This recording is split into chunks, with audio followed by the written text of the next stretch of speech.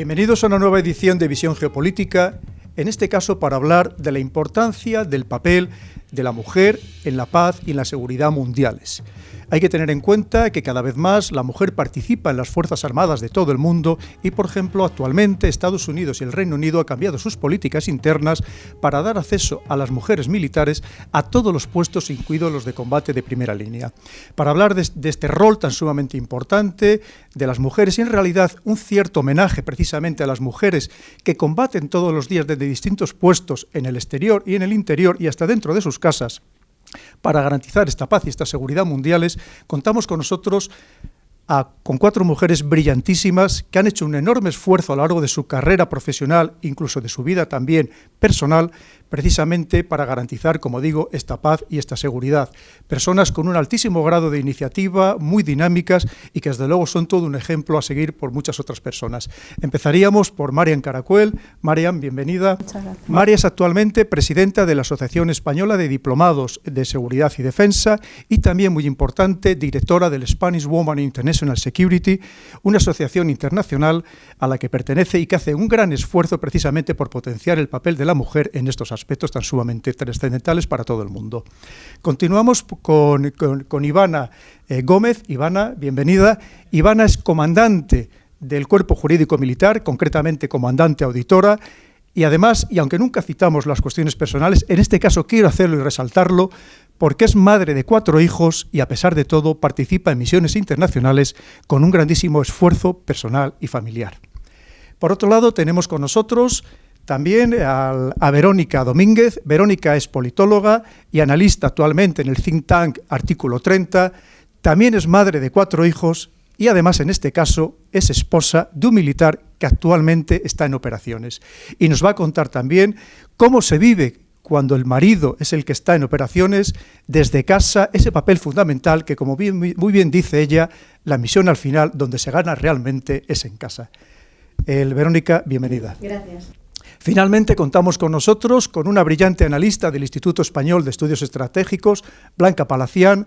Quiero resaltar que Blanca ha hecho muchos artículos en defensa de la mujer en tantos escenarios de conflicto, de esas mujeres que son violadas, que son asaltadas sexualmente, en algunos casos mutiladas también sexualmente, y Blanca es una persona que no se cansa de denunciar esas atrocidades, que por supuesto debe ser una preocupación común de todo el mundo.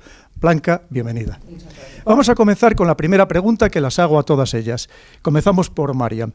Marian, ¿cree usted que ¿o afirmaría usted lo mismo que dijo hace recientemente el secretario general de Naciones Unidas, Ban Ki-moon, cuando afirmaba que el mundo sería mucho mejor, mucho más pacífico si fuera liderado por mujeres, teniendo en cuenta que las mujeres, consideraba Ban Ki-moon, tienen mayor capacidad de diálogo, son más tolerantes, emplean mucho más la diplomacia que la violencia? Bueno, yo diría que efectivamente la mujer tiene un papel muy importante y en este caso, por supuesto, igual que el hombre, en todo lo que tiene que ver con la construcción de la paz.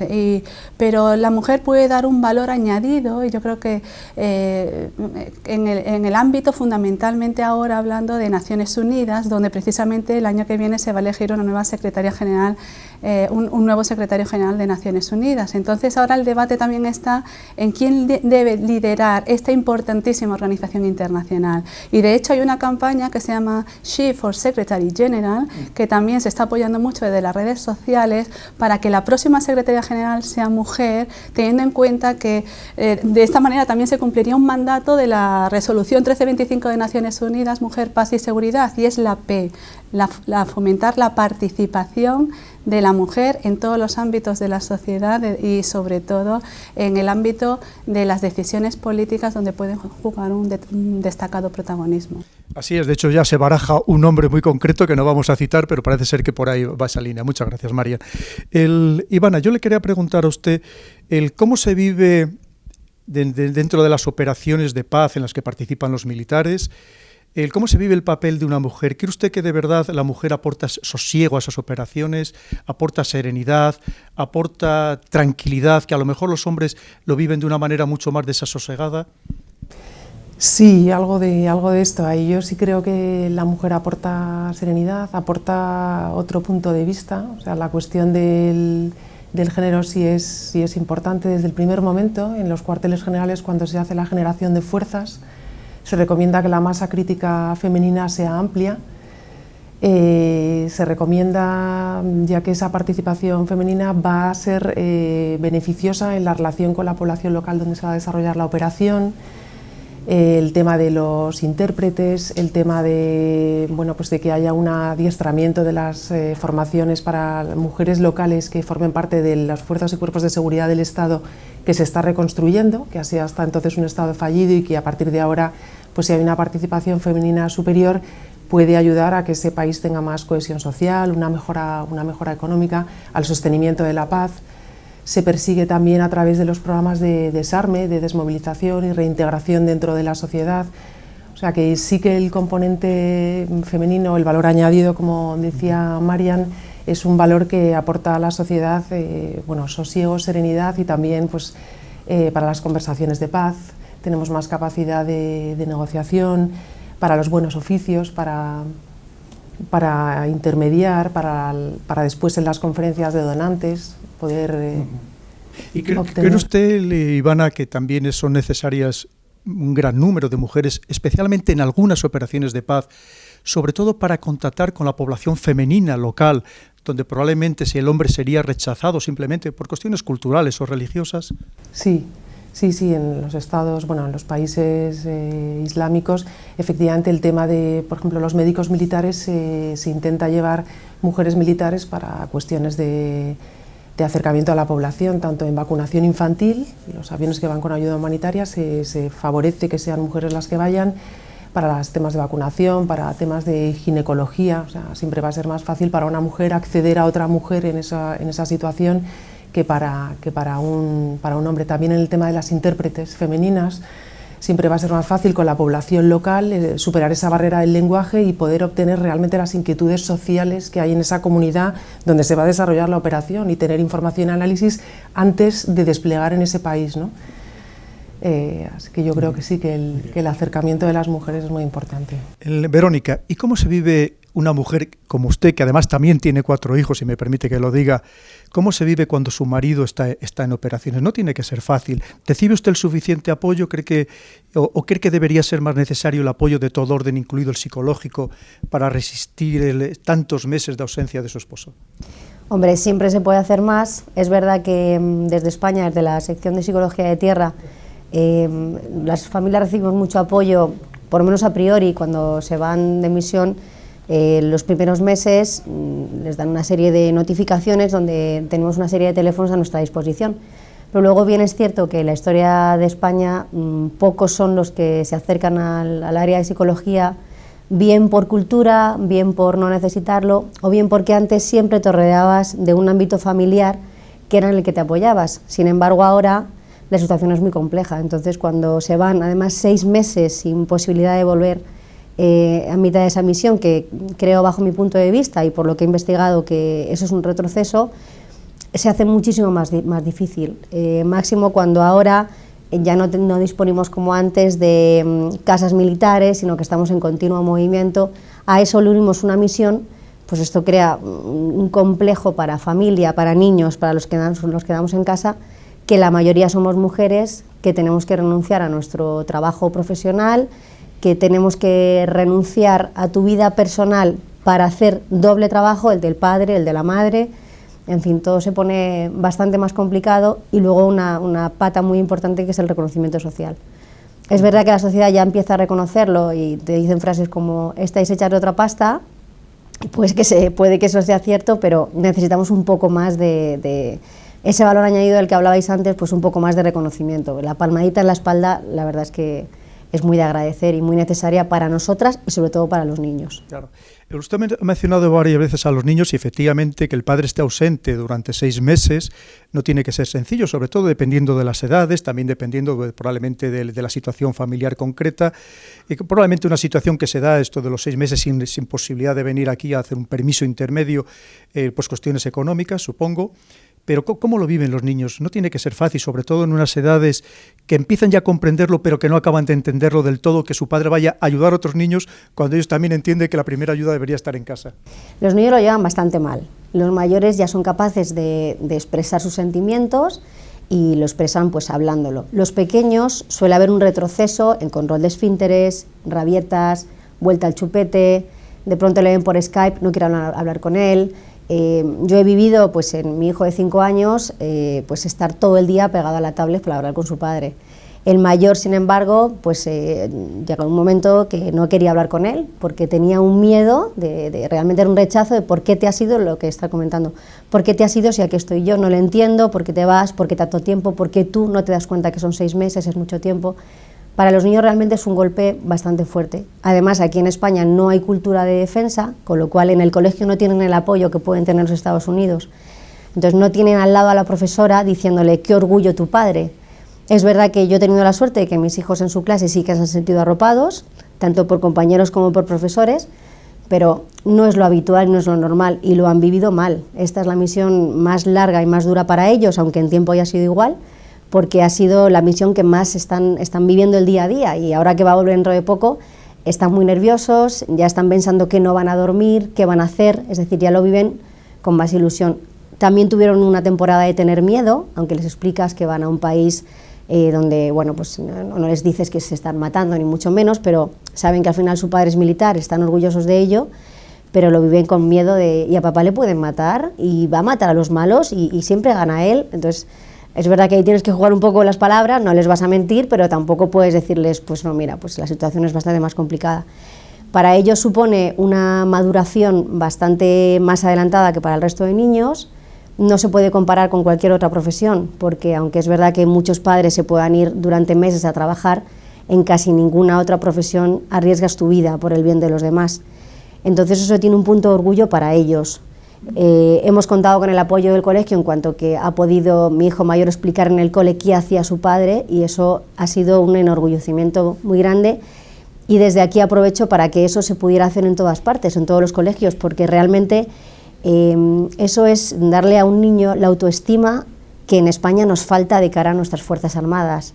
El poder decir mi padre está haciendo esto por ti, creo que es algo que nos aportaría muchísimo en cuanto a la cultura de seguridad y defensa. Ojalá le oiga quien le tiene que oír. Tiene usted toda la razón. Blanca, seguimos con la frase de Ban Ki-moon. ¿También cree usted que si las personas que lideraran el mundo habría más preocupación por esas tantas mujeres que sufren, que son empleadas muchas veces como botín de guerra en tantos escenarios, que son comercializadas, que son esclavizadas y muchas veces, es cierto que hay denuncias, pero que en la mayoría de los casos no tienen ningún reconocimiento social? Si fuera ese mundo liderado por mujeres, ¿se les prestaría la atención debida? Sin lugar a dudas, yo pienso que sí. No si el mundo fuera liderado por mujeres, sino si el mundo también fuera liderado por mujeres. No se puede liderar un mundo en el que el 50% de la población es mujer si solo contamos con los hombres, ¿no? Pero esto pasa por más procesos. Liderar no es solo llevar los designios de un país, liderar también es liderar procesos de paz o mesas de negociación, los juicios, muchísimas cosas, ¿no? Los tribunales que tienen en cuenta todo este tipo de delitos, los poquísimos que se denuncian. Si las mujeres no forman parte de ninguno de estos procesos, pues no se les tiene en cuenta. Muchas veces todos estos delitos contra las mujeres, que mayoritariamente se llevan a cabo contra mujeres, pero no exclusivamente, también contra hombres y, por supuesto, contra niños y niñas, por supuesto, ¿no? Si las mujeres formasen parte de todos estos procesos, por supuesto que se tendrían en cuenta sus problemas y no entrarían a formar parte de todas estas grandes amnistías que muchas veces suceden, ¿no? Sí, sin lugar a duda. Marian, recientemente, a finales de año, el secretario de Estado de Estados Unidos tomó la decisión, anunció que a partir de este año las mujeres militares de las Fuerzas Armadas estadounidenses iban a participar en todos los puestos de combate, incluidos los de más primera línea, y en cualquier fuerzas especiales en las que quisieran participar. ¿Usted cree que eso es correcto, eso es adecuado, que la mujer va a querer de verdad participar en esos puestos de primera línea, que era una aspiración de las mujeres? Pues yo creo que sí, que es una buena decisión y de hecho yo creo que España es un ejemplo en este sentido, puesto que la mujer española está integrada en las Fuerzas Armadas en todos los cuerpos y escalas. Eso no ocurre en todos los ejércitos de la OTAN, en particular en Estados Unidos, donde todavía las mujeres no pueden acceder a determinados puestos. En Estados Unidos hasta hace poco pues, se ha tomado esa decisión de poder ya ampliar este ámbito a todas las mujeres y de hecho yo creo que es muy bueno que efectivamente eso sea así y cunda el ejemplo, por así decirlo, ¿no? Para que los otros ejércitos, por ejemplo los Países Bajos o en el Reino Unido, donde todavía pues hay determinados destinos en submarinos, etcétera, donde no puede acceder la mujer, pues que como en el caso de España y se ha visto, ¿no? Pues pueda desempeñar su labor igual que la de un hombre, ¿no? Sí, prácticamente en paralelo el Reino Unido ha anunciado exactamente lo mismo, que a partir de este año 2016 las mujeres van a poder estar absolutamente en cualquier puesto. Pero yo le voy a preguntar, Ivana, y además a usted como perteneciente al cuerpo jurídico militar, que seguro que nos puede dar una respuesta ajustada a derecho. Pero en el caso, por ejemplo, de Estados Unidos, ese mismo secretario de Defensa ha dicho que siempre y cuando pasen exactamente las mismas pruebas que los hombres. Es decir, que podrán entrar en cualquier unidad en la que deseen, pero que las pruebas, exactamente diciendo, siempre y cuando reúnan los mismos requisitos que los demás para ingresar. Esto también es una cuestión a lo mejor cultural, porque no tenemos que aplicar las mismas normas en cada país, dependiendo de su historia, de sus tradiciones, de su cultura, o esto debería ser algo universal, que las pruebas deberían ser exactamente las mismas. Bueno, un poquito empezando con lo que comentaba Marian y la pregunta de Estados Unidos. Por lo visto sí fue una reclamación del personal femenino de las Fuerzas Armadas el hecho de estar en primera línea de combate en todos los supuestos, y porque reclamaban una igualdad de oportunidades. O sea, si tu carrera o tu promoción profesional puede ser mejor si participas en uno de estos puestos y tienes más oportunidades de ascender y de promocionar, ¿por qué no también hacerlo en este sentido, ¿no? Y también el orgullo de poder haber estado en esa primera línea. Entonces, bueno, pues eso es lo que ha llevado a que se moviera y que se consiguiera que a partir de enero de 2016 las mujeres en Estados Unidos, dentro de las Fuerzas Armadas, que representan 250.000 mujeres en un ejército de 1.400.000 efectivos, pues puedan estar. En España ya estábamos. Si somos 120.000 entre cuadros de mando, tropa y marinería, pues, y representamos un 12%, las mujeres ya estamos. Aunque en misiones todavía la participación no es muy alta, ya que a lo mejor pues creo que en enero de 2016 si hay cerca de 1.950 hombres en misiones, la participación de mujeres puede ser pues, en torno a 140, 150 mujeres. Que eso también desde la OTAN y desde la Unión Europea se está potenciando, que se envíen más, como decíamos antes, en el nivel estratégico de formación de la operación, que se envíen más mujeres, que sea una masa crítica superior.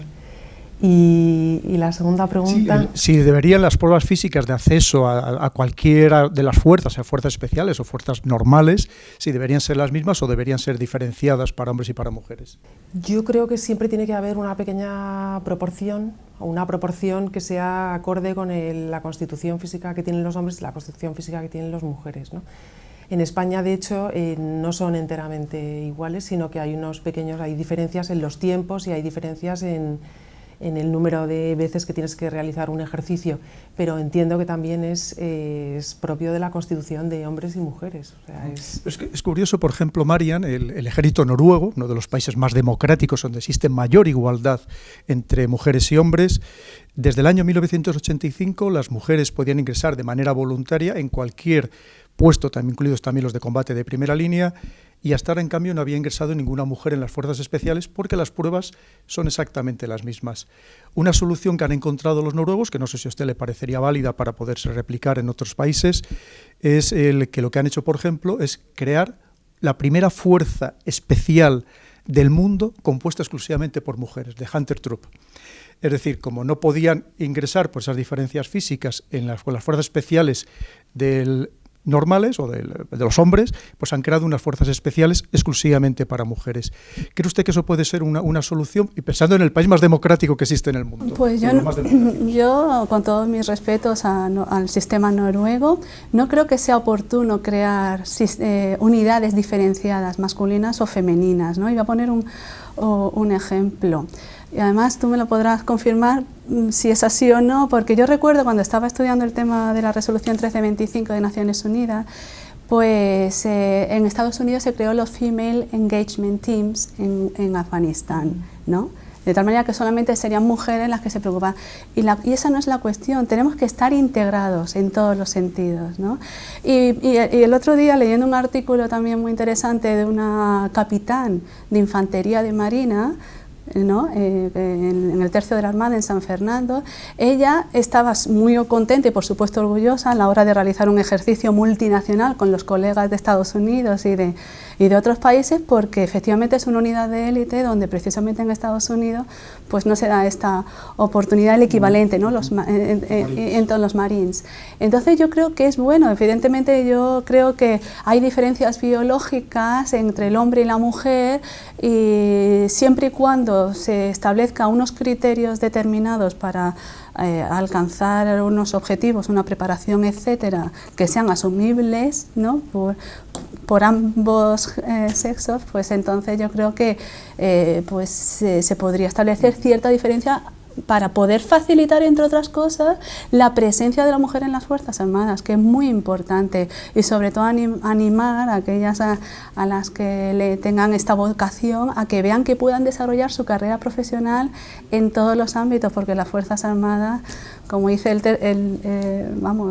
pues son muy amplias, es muy rica y muy variada, y la verdad uno puede desempeñar su carrera profesional allí donde lo desee. Entonces yo creo que es una oportunidad, independientemente para la mujer, estar en esta institución tan importante, y sobre todo pensando que pueda aspirar a lo que desee, ¿no? Que es lo que, si luego por méritos llega, pues estupendo y magnífico, ¿no? Pero es un ejemplo. Ha mencionado usted al Cuerpo de Marines de Estados Unidos, y le voy a preguntar, Blanca, precisamente este cuerpo, cuando el presidente Obama encarga estudios profundos de la posibilidad de emplear o de que las mujeres puedan optar a todos los puestos de combate, el Cuerpo de Marines de Estados Unidos presenta un informe el 15 de septiembre pasado absolutamente demoledor, el que estuvo a punto de echar al traste todo este proceso.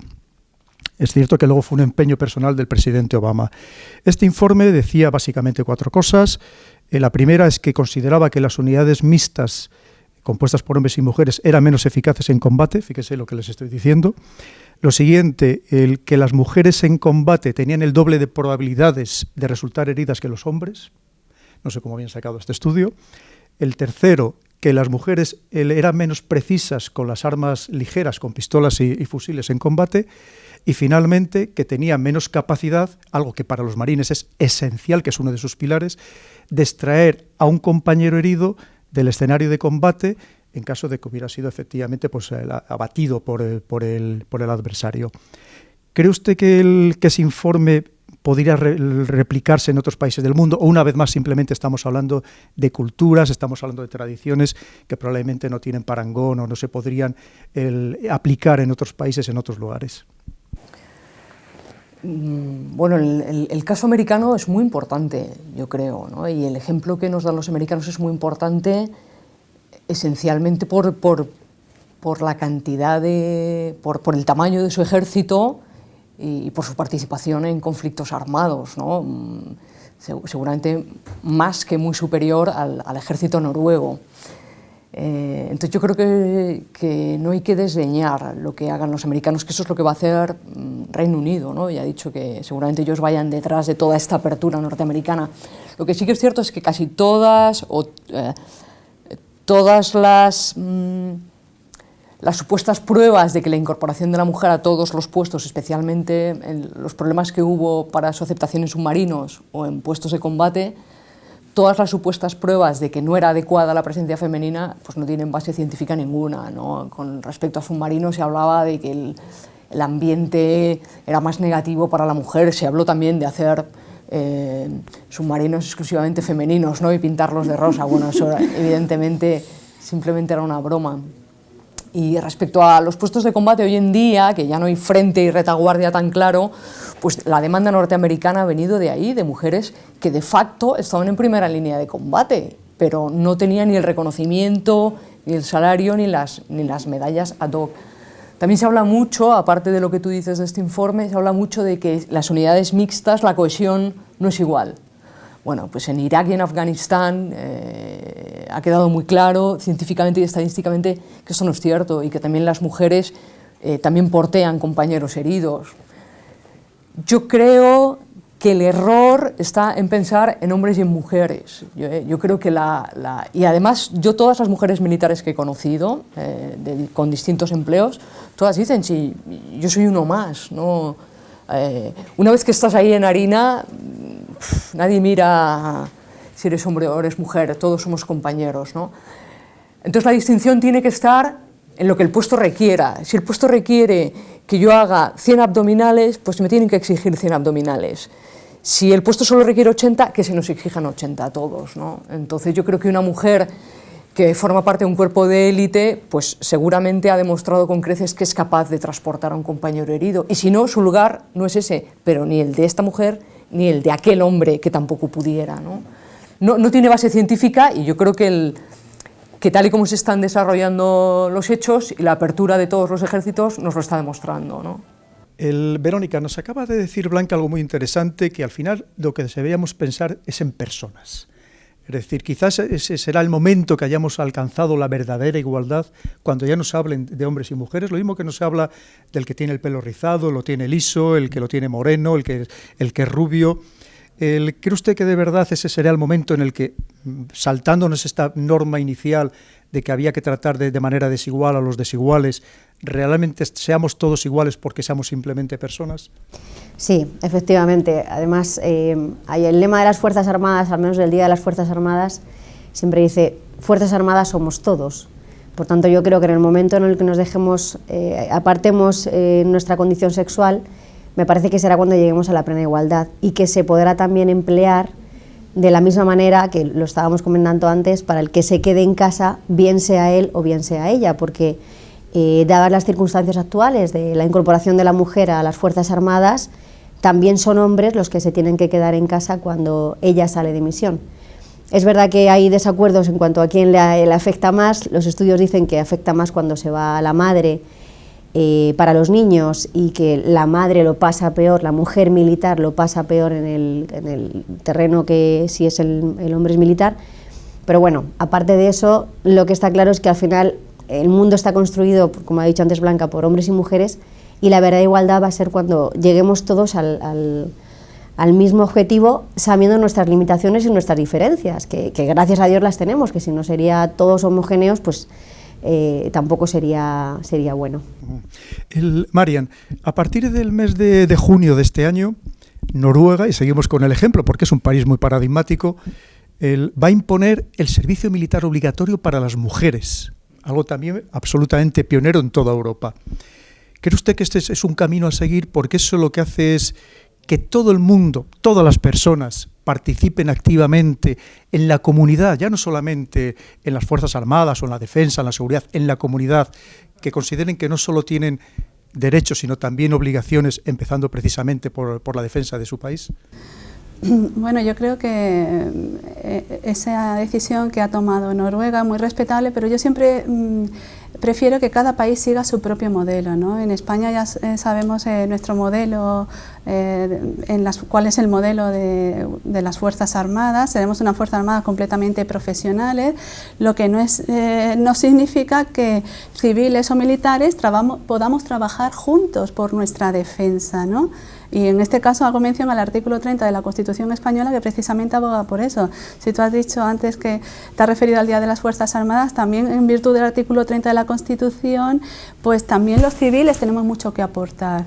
incluso se creó la figura del reservista y me gustaría destacar esta figura también porque es una oportunidad también para aquellas personas que ejerciendo su tarea profesional en un determinado ámbito quieren aproximarse a las Fuerzas Armadas, pues también puede desempeñar una labor en su seno, ¿no? Entonces yo creo que bueno, no creo que España en un futuro, teniendo en cuenta que el servicio militar obligatorio está suspendido en España, no creo que ningún partido político, que son los que tienen que liderar, hablando de liderazgo, una posible actuación en este sentido, pues estén ahora mismo en esta sintonía, pues si lo pudiéramos llamar así.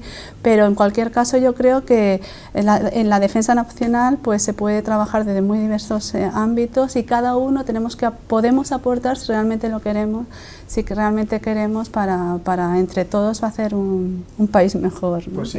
Efectivamente, la reserva voluntaria ha sido un acierto. Todavía queda mucho por desarrollar hasta alcanzar los niveles de países como Francia, donde además es tremendamente prestigioso, incluso eso permite acceder luego posteriormente a puestos de alta responsabilidad. Las Fuerzas Armadas noruegas han dicho algo que a lo mejor nos puede parecer absolutamente esperpéntico, que es que no va a hacer la más mínima modificación una vez que se incorpore el servicio militar obligatorio para las mujeres. Ya ha habido un caso recientemente que ha salido en todos los medios noruegos, porque han obligado a mujeres a bañarse, a ducharse colectivamente con los hombres. ¿No cree que eso es excesivo incluso para un noruego o para una noruega? Yo creo que sí, yo creo que eso en España no sería, por nuestra cultura y nuestra tradición, ¿no?, más protectores de nuestra intimidad, no sería vendible, ¿no? No lo conseguiríamos. Yo opino como Marianne, efectivamente, que sería un paso atrás volver al servicio militar obligatorio, ya que dimos nuestro salto y hicimos las Fuerzas Armadas profesionales. De hecho, también a raíz de las Fuerzas Armadas profesionales arranca también un poco todo el tema de la conciliación y de empezar a regular y de tener en cuenta pues, las escuelas infantiles dentro de los establecimientos, de las bases, de las unidades militares, el tema del cónyuge que puede ir destinado o no a determinadas unidades donde está la otra parte del matrimonio. O sea, yo creo que efectivamente volver atrás y poner el servicio militar obligatorio no nos puede generar beneficio alguno. Claro, efectivamente, yo también creo que es una cuestión cultural. Les voy a poner solamente un ejemplo como chascarrillo. Durante la Guerra de las Malvinas, a los argentinos que capturaban y los metían en barcos de prisioneros, los británicos, lo que peor llevaban eran los servicios colectivos, es decir, de 50 personas sentadas ahí en la taza. Era algo que no lo soportaban porque no va con nuestra manera de ser, efectivamente.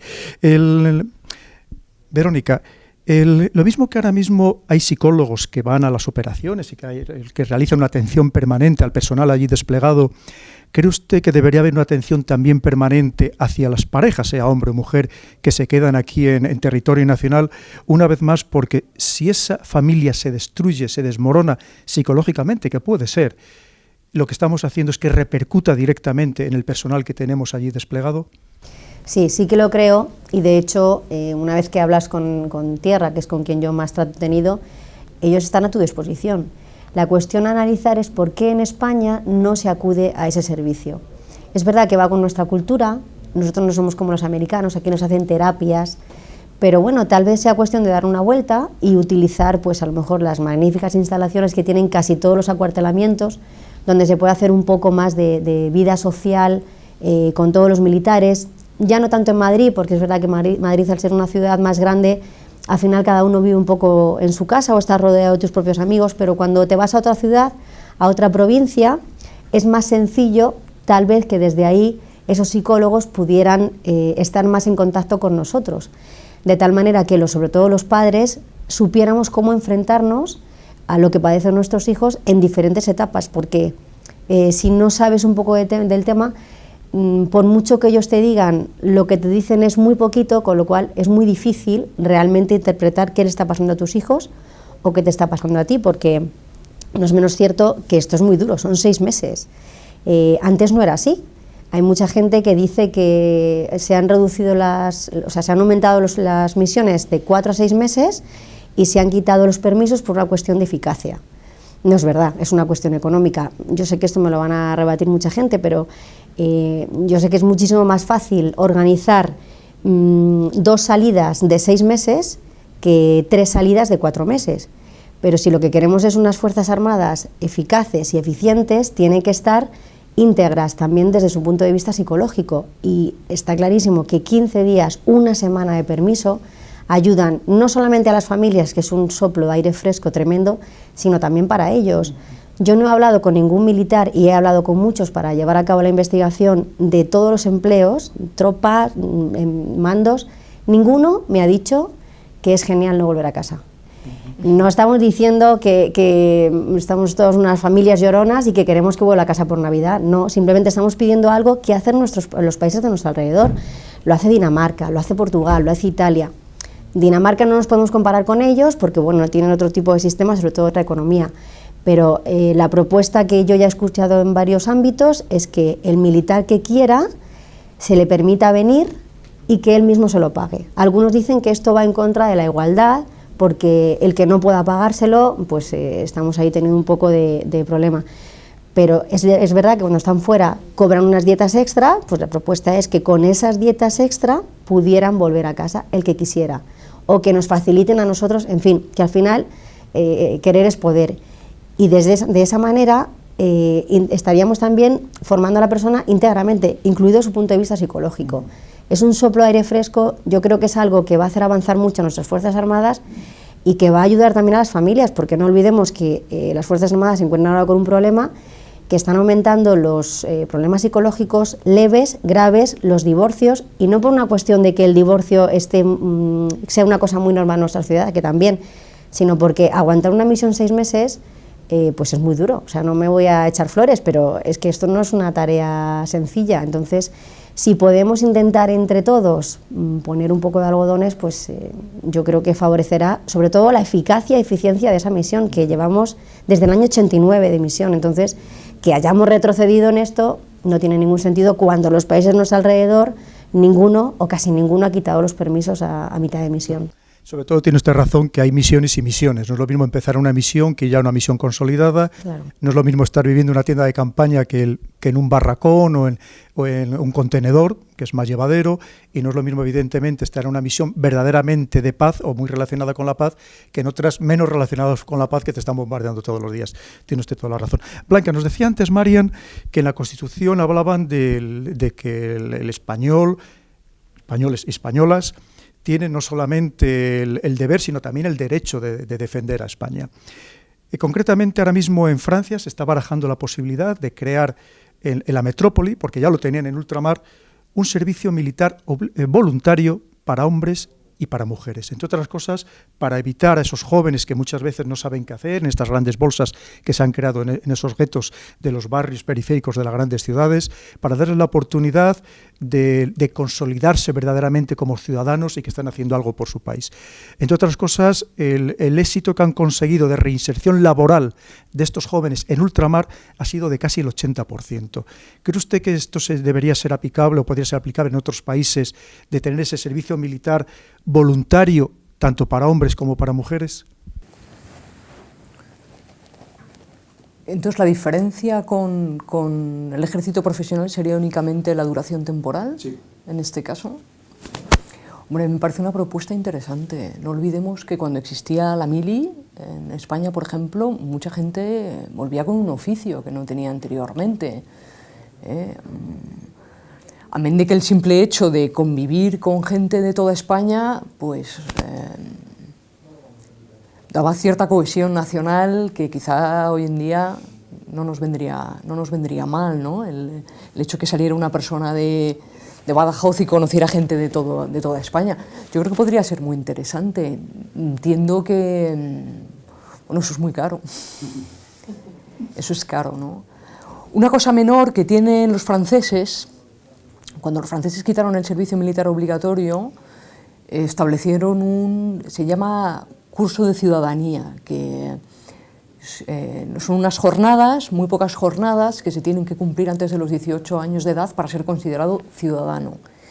Incluye, pues, conocer los intereses vitales de tu nación, los riesgos y amenazas, en este caso de Francia, un curso de primeros auxilios, la visita a un cuartel. Y esto es para ser considerado ciudadano, es decir, para poder votar, sacarte el carnet de conducir, obtener una beca. Yo creo que alguna medida de este tipo puede ser muy interesante en general en todo el mundo. ¿Por qué no? Con respecto a lo que comentabas de Noruega, que a mí también me parece un país interesantísimo, es cierto que no es aplicable a nuestro país, pero yo entiendo que si en nuestro país hubiera un servicio militar masculino, siguiéramos con la conscripción obligatoria masculina, bueno, si queremos ser iguales en derechos, está bien que lo seamos también en deberes, ¿no? A mí me parecería justo que también fuera aplicable a las mujeres, ¿no? Es cierto que tener un servicio militar obligatorio ahora mismo pues nos parece de otro tiempo en muchos otros países, ¿no? Pero sí.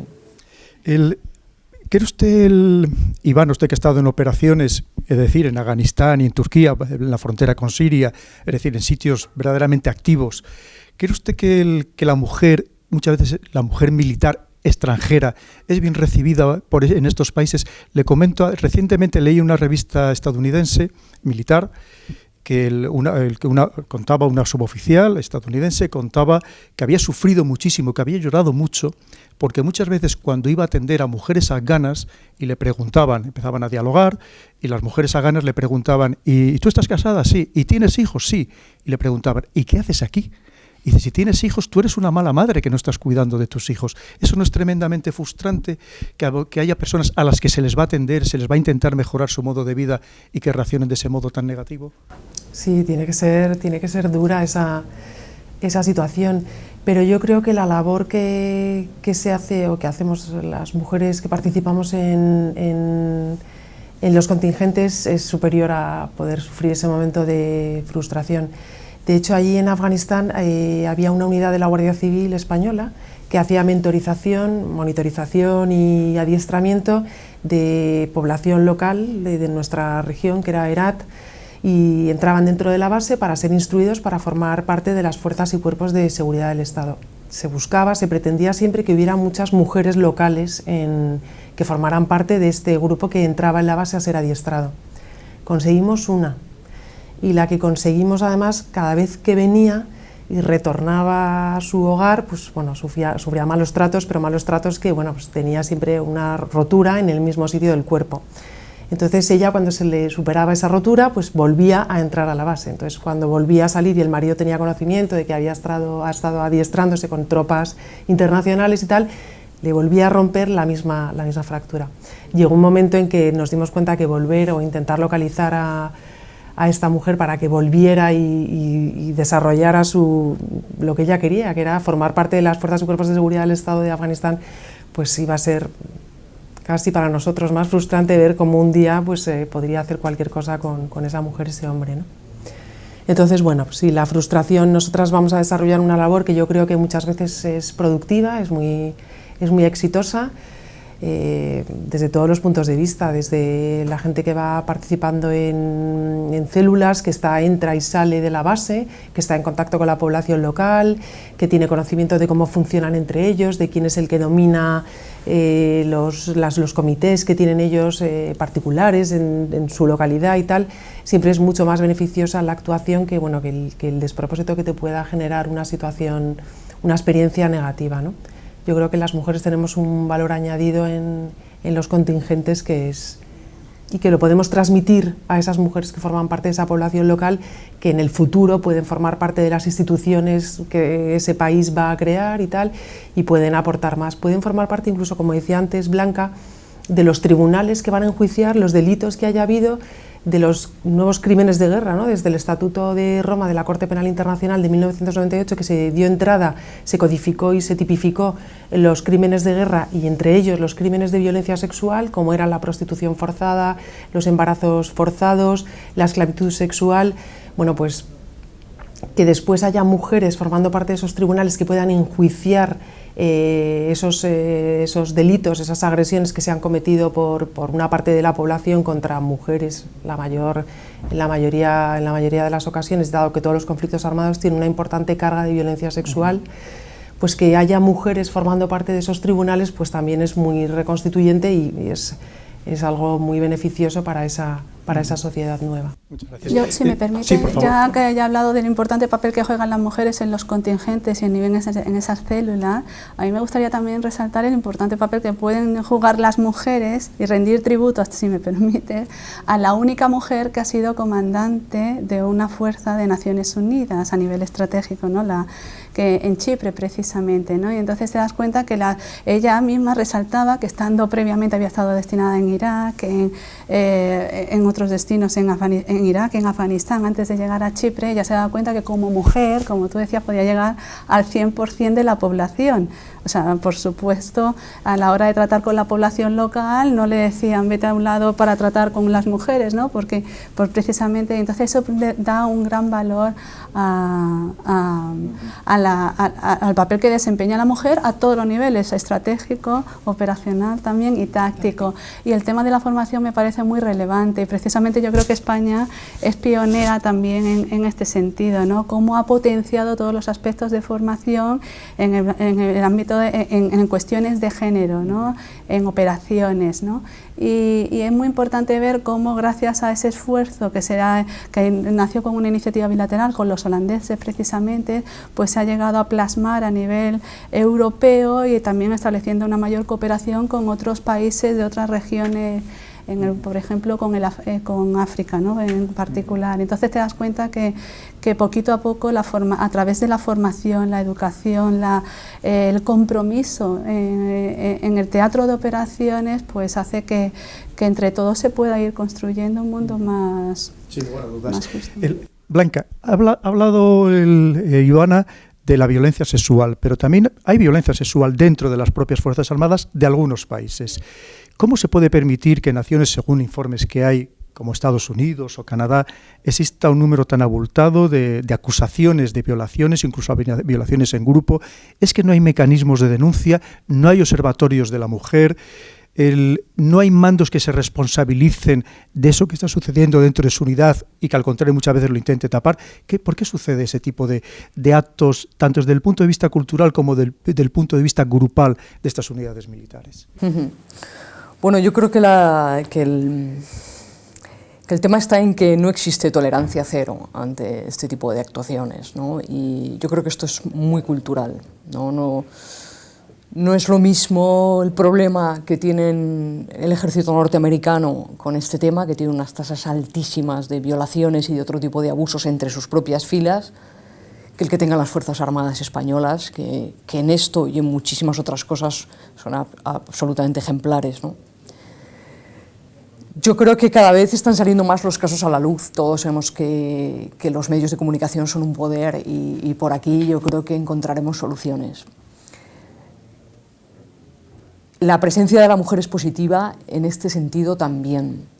Y esto está bastante estudiado, por ejemplo, por la OTAN, ¿no? En los contingentes internacionales en los que hay mujeres, se cometen muchos menos de este tipo de actos, ¿no? Por parte de las propias tropas internacionales que despliegan, digamos, en República Democrática del Congo. Es decir, el hecho de que haya mujeres en las tropas sirve de cierto freno. A la vez también es muy positivo, puesto que mujeres que han sido, volvamos a República Democrática del Congo, mujeres, generalmente mujeres, que han sufrido violencia sexual en sus carnes, casi siempre por hombres uniformados, ya sea del ejército de la República Democrática del Congo o de la guerrilla. Si viene un militar, digamos francés, pues seguramente no sea muy proclive a contarle o a denunciar la situación que ha vivido. Nada que ver si quien viene es una mujer militar, nada que ver. Y esto también es muy positivo, por ejemplo, en la manera en que un país acoge con mucho mejores ojos un contingente mixto que uno exclusivamente masculino. Luego, la presencia de la mujer es de una alta eficacia, independientemente de por justicia social o por capacidad o porque por el hecho de ser diferentes sumamos capacidades. Operativamente, no hay una sola misión en la que esto no sea positivo. Es una gran ventaja táctica. Es una gran ventaja táctica contar con Eso es un punto muy interesante el que acaba usted de mencionar. Le iba a preguntar a usted, Verónica, como analista. Yo tengo escrito en varios documentos publicados que si yo en algún momento hubiera tenido responsabilidades para crear un grupo de analistas de inteligencia, sin lugar a dudas, si no todas, mayoritariamente habrían sido mujeres. Porque considero que tienen una capacidad de percepción, como digo, alguna vez casi de clarividencia, de la que carecemos los hombres, y encima normalmente están mucho mejores dotadas a la hora de escribir, de plasmar sus pensamientos de negro sobre blanco. ¿Coincide usted con esa afirmación? ¿Cree ustedes que el futuro de los analistas de inteligencia, que también un ámbito muy importante dentro de la seguridad, pasa por las mujeres, y ya no solamente de analistas, incluso de dirigentes de verdad, de centros de inteligencia, pasa porque sean mujeres? Pues yo creo que va a ser así simplemente por el hecho de que la mayoría de las mujeres, de los universitarios, son mujeres. Pero yo tengo mis dudas con respecto a la discriminación positiva hacia las mujeres y que por el hecho de ser mujeres tengamos que liderar. Yo ahí soy más partidaria de que, bueno, pues en el mundo en el que estamos todos, por lo menos en la sociedad occidental, todos tenemos acceso a la educación, todos tenemos acceso a formarnos y que el que realmente está capacitado es el que debe gobernar. Un poco siguiendo la línea de lo que había comentado antes Blanca, pues al final los hombres y las mujeres formamos el mundo. Bueno, es necesario que las mujeres estemos ahí simplemente porque estamos también estando preparadas para este tipo de asuntos, nos preparamos, además tenemos la capacidad, una vez que nos hemos incorporado al mundo laboral, no hemos dejado el trabajo de casa, solo la igualdad laboral en casa creo que todavía es una pata muy gorda, con lo cual hacemos triple trabajo, los hijos, el trabajo fuera, la casa, entonces eso nos da una mayor capacidad. Y creo que vamos a estar en puestos de liderazgo simplemente porque somos más las mujeres que hemos accedido a la universidad. Los hombres, pues no sé si por H o por B, creo que vuelven otra vez todos a hacer un poco más de oficios manuales y por tanto el día de mañana yo creo que sí que va a haber más analistas de este tipo. Es verdad que aportamos un valor añadido, el que se había hablado al principio, en cuanto a como que somos más finas, en una capacidad, mayor destreza, ese sexto sentido del que tú hablas, yo creo que eso nos va a capacitar más. Pero yo tengo mis dudas con el tema de por ser mujer tenemos que estar ahí. Yo creo que tenemos que estar ahí todo el que valga, independientemente de su sexo. Una vez más, ser personas. Ser personas. Le voy a preguntar, Ivana, antes comentábamos que a lo mejor es conveniente seguir manteniendo unas pruebas físicas diferenciadas para poder dar opción a que la mujer pues tenga más facilidad para incorporarse a las Fuerzas Armadas. Yo recuerdo hace unos años, estuve mandando hace ya muchos años, una unidad de los que entonces eran militares, iban a ser militares de complemento temporales en la Academia de Infantería, y me acuerdo que los chicos, los hombres, se dirigían a los mandos con auténtica amargura porque decían que no entendían que si ellos a las mujeres se les reducían las pruebas físicas, porque a ellos no se les reducían las pruebas culturales, dado que eran mucho más torpes para estudiar. Y es cierto que, como usted sabe, perteneciente a un cuerpo común, que prácticamente la mayoría ahora mismo de las que están ingresando en los cuerpos comunes de las Fuerzas Armadas son mujeres. Entonces, ¿cree usted que se debería también, para compensar, reducir el nivel de estudios para los hombres? No, yo creo que ahí sí que no, porque yo creo que eso es una cuestión ya de empeño personal y de cociente intelectual, ¿no? O sea, creo que no, eso no podemos permitirnoslo. A lo mejor lo del tema físico yo sí lo veo, o sea, quizá no una gran diferencia, no un gran desnivel, pero sí creo que de hecho, además, si tú pretendes que una mujer ingrese de alférez y llegue pues a teniente coronel, a coronel, incluso a general, es que por simple desgaste físico de la mujer, o sea, desgaste óseo, desgaste pues por haber dado a luz hijos y tal, tus capacidades físicas no van a ser iguales que las de un hombre que no ha sufrido esos desgastes, ¿no? Por naturaleza, simplemente porque constitución y por naturaleza yo creo que sí que tiene que haber una pequeña diferencia. Seguimos con este tema y ya lo terminamos con usted, Blanca, el que veo que tiene una opinión también un poco diferente. Hace unos años vi un documental en Francia de las primeras mujeres que habían ingresado en el Cuerpo de Bomberos de París. Saben que es una brigada militar creada por Napoleón, porque estuvo a punto de fallecer en un importante incendio que se produjo en su época, y desde entonces dijo que tenían que ser militares los que llevaran los bomberos de París. Ahora se empezó con un batallón, luego pasó un regimiento y actualmente es una brigada. Estamos hablando sería el año 99-2000, cuando ingresan las primeras mujeres, que les costó años ingresar, porque les hacían las mismas pruebas que a los hombres, entre otras cosas arrastrar unas mangueras gigantescas, pesadísimas, Y él salía, me acuerdo, un coronel de entonces de esta brigada, diciendo que es que el fuego no iba a diferenciar entre hombres y mujeres y que si no podían llevar aquellas mangueras simplemente pues no servían para el puesto. ¿Cree usted que eso se podría aplicar a otros puestos porque el enemigo tampoco probablemente vaya a diferenciar entre hombres y mujeres? Bueno, es que a lo mejor no todos tienen que llevar la manguera, ¿no? Entonces, efectivamente, si este puesto va a significar que durante toda tu carrera tienes que llevar esta manguera, y para llevar esta manguera tienes que soportar cierta carga, pues si no puedes, no puedes. A mí no me importa que seas hombre o mujer, pero si yo no voy a tener que llevar esta manguera nunca, o a lo mejor yo puedo conducir el camión, o a lo mejor puedo ser el que esté detrás. Por el sistema informático. O simplemente, efectivamente, manejar el sistema informático, pues a lo mejor no es necesario que yo tenga que demostrar que puedo llevar esta manguera, ¿no? Entonces yo creo que hay muchos puestos, que hay muchos días de trabajo y que somos complementarios, pero los fuertes, los hombres menos fuertes, los hombres que les gustan más las pruebas de cultura general, los que les gusta menos estudiar, y que hay un hueco para todos, y eso es lo que nos hace fuertes. Pero dudo mucho que todos tengamos que llevar mangueras gordas todos los días, ¿no? Hoy en día hay mujeres en el mundo que pertenecen a milicias o a ejércitos realmente combativas. Estaríamos hablando, por ejemplo, las fuerzas de defensa kurdas, sirias, las YPJ, que son temidas por todos los enemigos, son verdaderas combatientes muy bregadas. Pero ¿cree usted que esto, Marian, se puede replicar hoy en día en las sociedades occidentales? ¿La mujer occidental estaría preparada en general para entrar en combate de esta manera, o en realidad sería una pequeña minoría la que optara a estos puestos de combate?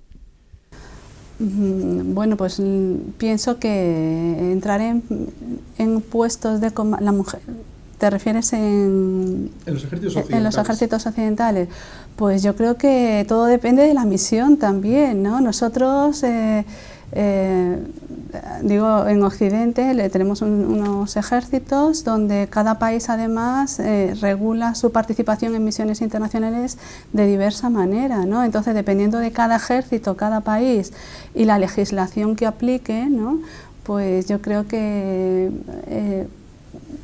pues dará lugar a la actuación de la mujer en ese ámbito determinado, ¿no? Pero por lo menos que se dé la oportunidad, ¿verdad?, la que quiera participar. Hombre, la que quiera participar, que participe. Yo creo que en los ejércitos, como en el caso español donde no hay ninguna exclusión, pues otra cuestión ya, como ya sabemos a la hora de realizar misiones, es lo que son los, y corrígeme si me equivoco, lo que son los caveats, ¿no? Que se establecen para a la hora... Nos entiendan las limitaciones nacionales. Exacto, a la hora de tú llevar a cabo una misión, donde por ejemplo en Afganistán había países donde sí que entraban en primerísima línea de combate, pero otros tuvimos ciertas limitaciones también, porque entonces yo creo que todo depende de cada país, cada circunstancia, cada misión, y el aval en este caso que dé el Parlamento, que tiene que dar el Parlamento en el caso español para el desarrollo y ejecución de esa misión, ¿no? Pues ya les voy a preguntar, ya para ir terminando, la última pregunta a todos ustedes. ¿Para qué sirve el observatorio, verdaderamente el Observatorio de la Mujer? Usted que lo conoce bien, ¿sirve para algo? ¿Cómo se podría potenciar? Y en general, según su visión, ¿qué se podría hacer para integrar todavía más a la mujer en las Fuerzas Armadas, que sea una persona más de las Fuerzas Armadas, sin ninguna distinción de ningún tipo, a nivel mundial? Y no solamente eso, sino también cómo podría contribuir la mujer de verdad eficazmente a la paz y a la seguridad mundiales. Bueno, pues esta es una pregunta muy interesante y agradezco porque ha mencionado el Observatorio de la Mujer. En realidad hay dos observatorios. Uno es el Observatorio Militar para la Igualdad, que depende del Ministerio de Defensa, en este caso de la Subsecretaría de Defensa, y luego está el Observatorio de la Vida Militar, al cual me honro en pertenecer, que está adscrito a las Cortes Generales, ¿no? Entonces, pues desde mi punto de vista, y para eso asumimos la función que viene encomendada además por la Ley Orgánica de Derechos y Deberes de los miembros de las Fuerzas Armadas, ¿no? Entonces las funciones del observatorio están ahí y animo a todo el mundo a que lean la ley para saber cuáles son sus funciones. Para mí este observatorio en el que participo tiene una labor muy importante que hacer porque además de estudiar y elaborar una memoria informe, que por cierto está disponible en la página web observatoriodelavida-militar.es del año 2014, pues realiza estudios específicos. Precisamente el año pasado fue sobre la conciliación de la vida familiar y muchas de las cuestiones que aquí han surgido pues se plantean y en ese estudio que fue presentado a las Cortes Generales, al Congreso de los Diputados, y a su vez elaboró el Congreso de los Diputados un dictamen, ¿no? Este año estamos trabajando en lo que es todo lo que tiene que ver con la vida, las condiciones de vida, que es un tema muy importante, en buques, bases y acuartelamientos. Entonces, todas estas cuestiones que están aquí saliendo, pues encontrarán muchas de ellas reflejo en ese informe. ¿Y para qué sirve? Pues en primer lugar, desde mi punto de vista,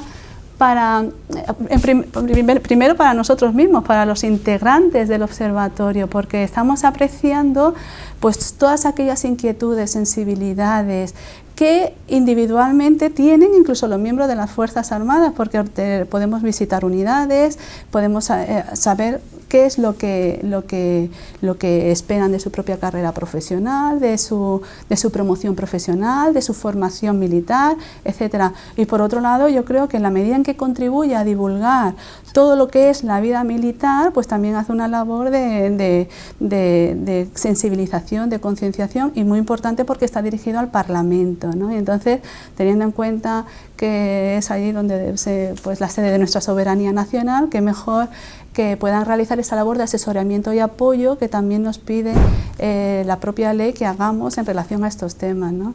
Y yo pienso que bueno, en la medida en que es un órgano que es completamente independiente, puesto que sus miembros han sido elegidos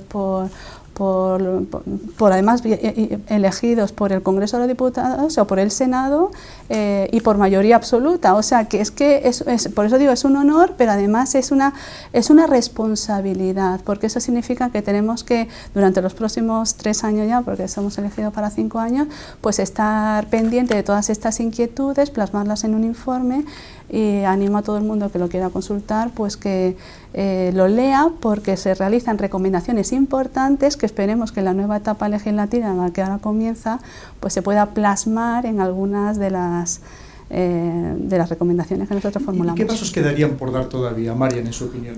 Bueno, podríamos hablar aquí de muchas cosas. Muy brevemente, por favor.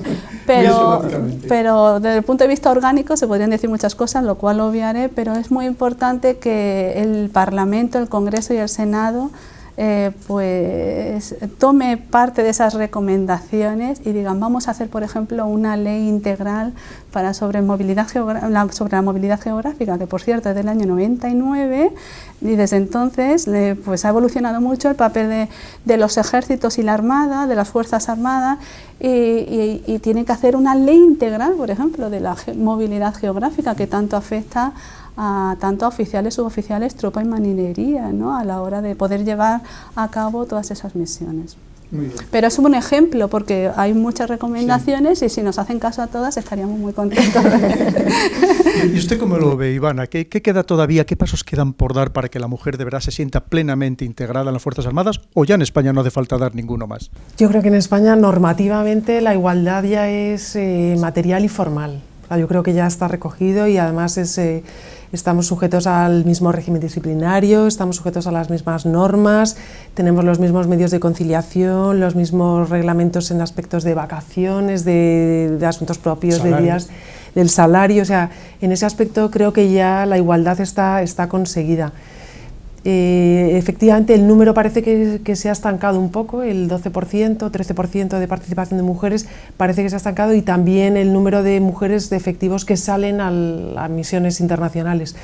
Quizá venga por ahí un poco donde se pueda hacer el esfuerzo de captación y de sensibilización a la sociedad.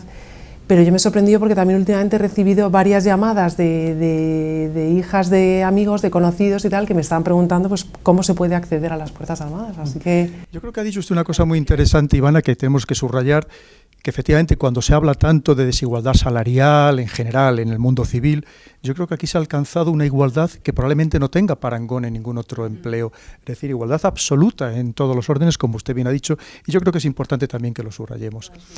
Y usted, Verónica, ¿qué ve? Ya hemos hablado de que hay cosas todavía que se podrían mejorar desde el punto de vista como mujer, pero en general, como mujer, ¿usted qué cree que todavía se puede hacer para que las mujeres sean todavía más líderes en el mundo, que puedan garantizar mejor esa paz y esa seguridad, que puedan garantizar que haya una mayor libertad, no solo para las mujeres, sino para las personas? ¿Qué nos queda todavía por hacer, por avanzar? Hombre, yo creo que al final la clave es la educación. Es lo que habíamos comentado antes, al final, una persona que está convenientemente educada, que tiene acceso y que es libre para poder decidir, es lo que eso le va a dar después la capacidad de tomar una decisión en su vida y decidir si quiero ser mujer militar, si quiero ser hombre militar o si me quiero quedar en casa. Al final es una cuestión que te forme como persona, pero tomar esa decisión tiene que ser desde la educación. Creo que ahí es donde conseguiremos la verdadera igualdad, cuando cada uno haga lo que libremente desea hacer, independientemente de sus capacidades, haga lo que a uno le apetece y que pueda seguir aportando a la sociedad desde su puesto de trabajo o si trabajo sin remunerar, como es mi caso. Blanca, igualmente, ¿usted qué cree que todavía nos queda por hacer para alcanzar una mayor igualdad, en este caso, en el ámbito de la paz, de la seguridad y de las Fuerzas Armadas? ¿O ya no nos queda mucho por hacer? ¿A nivel nacional? A nivel internacional, en general. A nivel internacional nos queda muchísimo por hacer por la igualdad. Sí, si me permite, hay casos tan sangrantes como en Indonesia, que para ingresar en las Fuerzas Armadas pide una prueba de virginidad. Evidentemente son casos totalmente extremos, pero estamos hablando de países occidentales. Bueno, yo creo que tenemos varios retos por delante. El más importante, desde mi punto de vista, es la retención de la mujer en las Fuerzas Armadas o incluso en puestos directivos, ¿no?